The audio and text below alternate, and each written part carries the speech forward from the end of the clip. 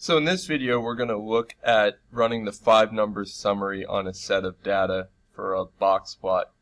If you don't know how to enter the data here, go back and watch the first video, which is data and dot plots, which it will show you where we got this data from and how to enter it. If you want to know how to make a box plot from what we get in this video, go to the video box plots and histograms and you can see that. But from here, where we have test, here is our data for the test scores of certain students. From here, we want to create the 5 number summary. So here, we're going to hit Control and Dock, which again, the blue notation above it tells us what that will do, which is add a page. And here we're going to click on number 1. So we're going to add a calculator page here.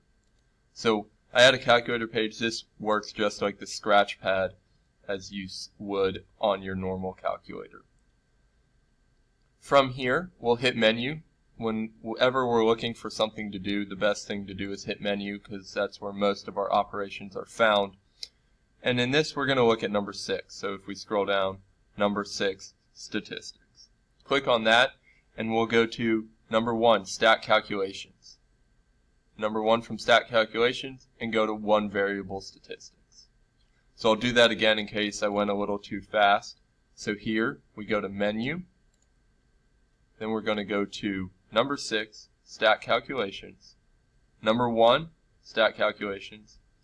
And number 1 again, 1 variable statistics. When this pops up, we only want to look at one list, so make sure there's a 1 in that box there, and hit OK. When this pops up, our X1 list, that's going to be the title of the column we have in our table.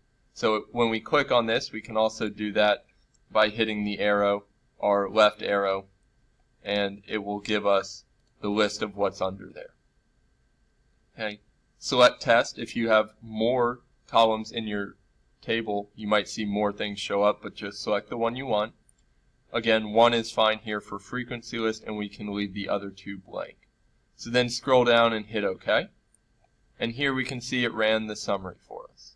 So here up top we can see test, so make sure that this is the list that you wanted to look at. And then here we have X bar, this is our mean. So mean here is 46.6. For this class we're not going to look at the next 2. We will look at this one, SX. This is our standard deviation, so 6.15. Remember, this is how spread out data is. So the higher the number, the more spread out the data. The lower the number, the more compact the data. And then here, this is the part that we use to create a box plot, right here.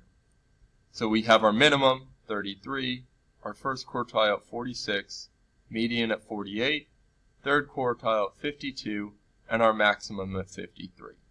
So by using this data, you'll be able to create our box plot. So these 5 numbers right here are what you hear referred to as the 5 number summary.